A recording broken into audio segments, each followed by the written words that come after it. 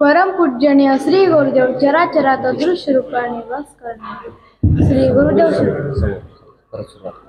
परम पूजनीय श्री गुरुदेव चराचरात अदृश्य रूपाने वास करणारे श्री गुरुदेव शक्ती तसेच मंचावर उपस्थित सर्व मान्यवर विद्यार्थी मित्र आणि पालक वृंद सर्वांना माझा सप्रेम जय गुरु।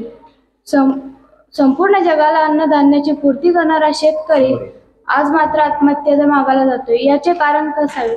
ज्या वेळेस मी याचा विचार करते त्यावेळेस निसर्गाचा लहरीपाडा, सरकारची मारक गरज आणि शेतकऱ्याचा आत्मविश्वास ढासळलेली आर्थिक परिस्थिती जबाबदार आहे। म्हणूनच शेतकऱ्याच्या मुलाला कुठलं शिक्षण नाही, पेन्शन नाही, भत्ता नाही, त्याला बळीराजा म्हटलं जातं, परंतु दोस्त भिकारी झाला। म्हणून शेतकऱ्याचा विचार करणं गरजेचं आहे।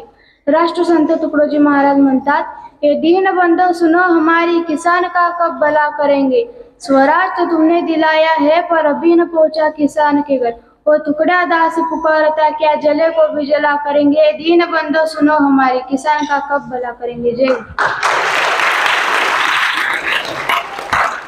सुंदर।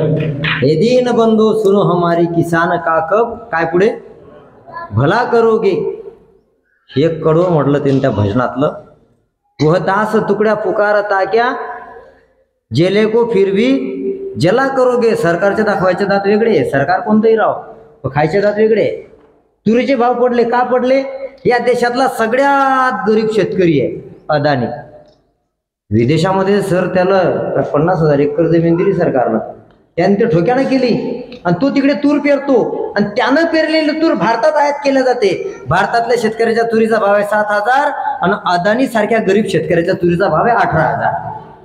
किती आश्चर्य आहे हे। म्हणजे मी काही कॅलेंडर काय म्हणतात त्याला बगलीतलं काढतोय असं नाही, तुम्ही गुगलवर पहा, कुठं पहा, तुम्हाला इतिहास सापडून जाईल। म्हणजे सत्यता आहे। म्हणून शेतकऱ्याची ही दयनीय अवस्था पाहताना दुःख वाटतं, कारण आपल्या सगळ्यांना माहिती आहे जास्त बोलण्यात वेळ घालवण्यापेक्षा पुढे गेली